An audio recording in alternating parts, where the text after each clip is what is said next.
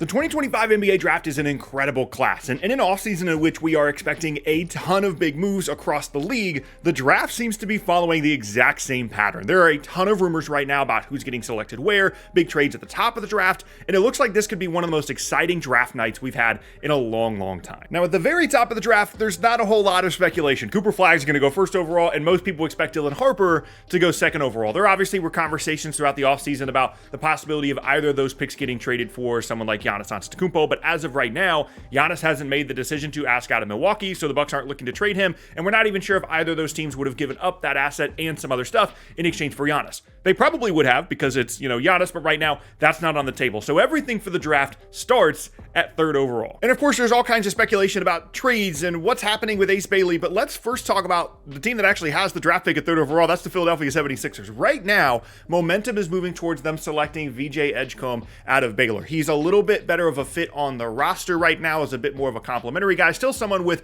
a ton of upside, but fits a little bit more of the complimentary role player role that the Sixers need on a team that has Tyrese Maxey, as of now has Paul George, we'll talk about that later, and Joel Embiid. They don't really need any more scoring or shot creation. They need a guy that's going to be able to guard and shoot and then have some long-term upside to turn into something more than that, and Edgecombe fits that role really well. The other conversation here, of course, with Philadelphia is the possibility of them trading this pick. We've talked on this channel before about a couple of different scenarios in which maybe Lauri Markkanen ends up in Philadelphia. There's been conversations between Philly and the Jazz in terms of moving around with that selection. One of the more recent rumors that have come out is the possibility of the Sixers using the third overall pick to just dump the Paul George contract. They would trade the third pick and Paul George to the Jazz in exchange for the fifth overall pick, in which case, obviously, Philly would fall back to 5, and they might not end up with VJ Edgecombe. We don't know who the Jazz would be trading up for there, but they'd still get a really good player and just free themselves from the issues of the Paul George contract. I've talked previously about maybe Lauri Markkanen can be potentially involved in that deal, because then you're at least replacing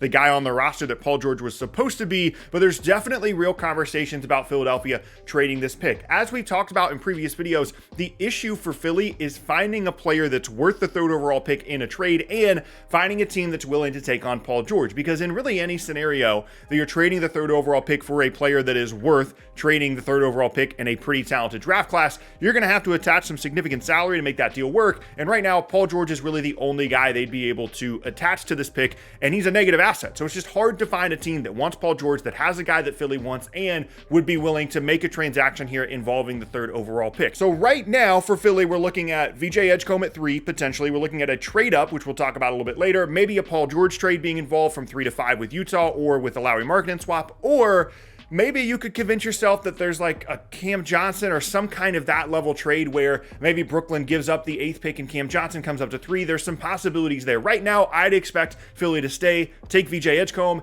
and then a bunch of stuff happens after that, because Ace Bailey is the most interesting part of the draft to me right now. Over the last week or so, he has basically tanked his draft stock. As of the recording of this video, he has not worked out for a single team. He's not worked out for any of the teams in the top 8, at least officially. Maybe there's been a secret workout. I have my own conspiracy theories on this, but right now it seems like Ace Bailey doesn't want to go to Philly, doesn't want to go to Charlotte, and doesn't want to go to Utah, and he's not going 1 or 2 in this draft. He's not going to Dallas, and he's not going to San Antonio. So if he doesn't want to go to any of those 3 teams, where exactly does he want to go? And the reasoning behind him not wanting to go to those 3 teams is, first, Philly doesn't represent an opportunity for him to kind of have his own team and be a star. Ace Bailey wants to be a primary guy on a team. He views himself and his representation, views him as a franchise-changing, cornerstone-level player, a guy that is worthy of being selected with the first overall pick, even in a draft class that includes someone like Cooper Flagg, and Philly just doesn't have that same level of opportunity for Ace Bailey to turn into that player. He's going to show up and be in like a Michael Porter Jr. kind of role where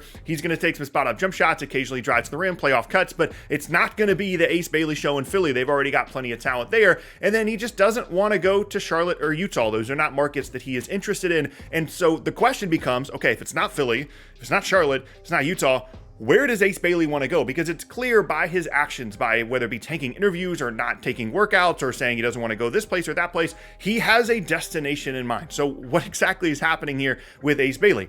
Here's what I think is happening. Allow me to put my conspiracy hat on here for a moment, as we are just 2 days away from the NBA draft.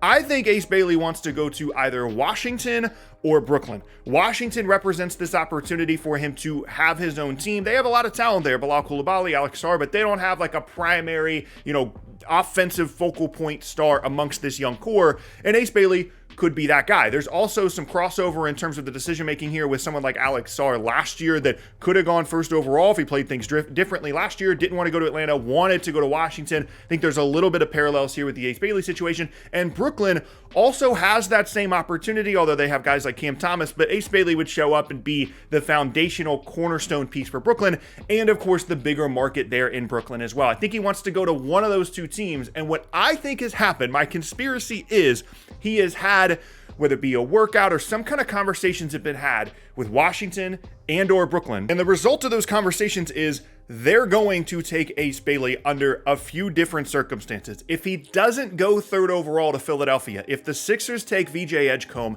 I think either Washington or Brooklyn have a trade in place to move up to 4 or 5 in this draft to select Ace Bailey, because that's where he wants to go. They've scared off, whether it be Charlotte or Utah, enough that they're willing to trade back in the draft, maybe get someone they would already have taken it for anyway if they're not taking Ace Bailey, and he ends up where he wants to. The reason I feel like that's what's happening is, yes, in theory, he could just tank his draft stock to the point that he falls to 6, which is Washington, or 8, which is Brooklyn.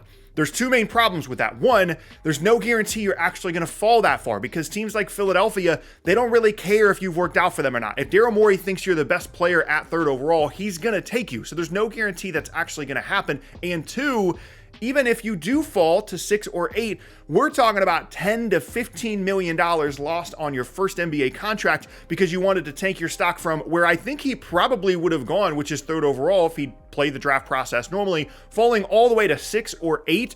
We're talking about making the difference between making $45 million on the total of your first NBA contract and making $28 or $30 million. I can't imagine a scenario which Ace Bailey wants to go to Washington or Brooklyn so badly that he's willing to lose $15 million over that decision. So what I think is happening, it's totally a conspiracy, just reading into some of these rumors.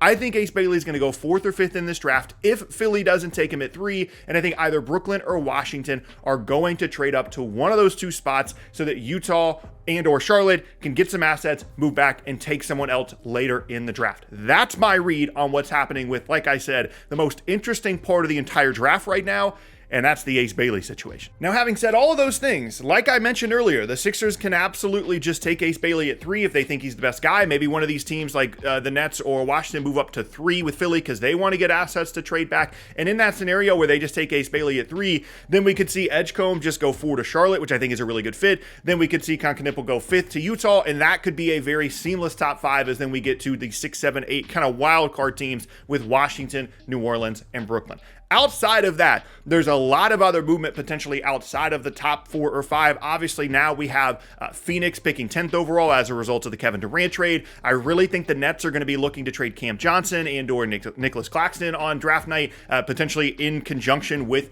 moving their own 8th overall pick. There's been a lot of conversations about them selecting Jeremiah Fears and then maybe potentially trading back into the lottery to get another guy. I think New Orleans is super all over the place. I could see them trading that pick for a veteran. I could see them trading Trey Murphy on draft night. The point is, all of the uncertainty that we know exists in the league right now with the salary cap and the second apron and all these things that is necessitating some of these potential moves around the league, like the Celtics trying to dump salary to Brooklyn, whatever's happening in Phoenix where they potentially want to move on from Jalen Green after already getting him from the Kevin Durant trade. There seems to be a lot of momentum towards big moves, a lot of stuff happening, moving and shaking happening this offseason. And I think that momentum is now getting pushed towards the draft as well. And I wouldn't be surprised if we go into draft night and there's 3 or 4 trades on the night of the draft, including all these different possibilities we've talked about with Ace Bailey. And I say all those things to say, I can't wait. This is as excited as I've been for an NBA draft night in a very long time.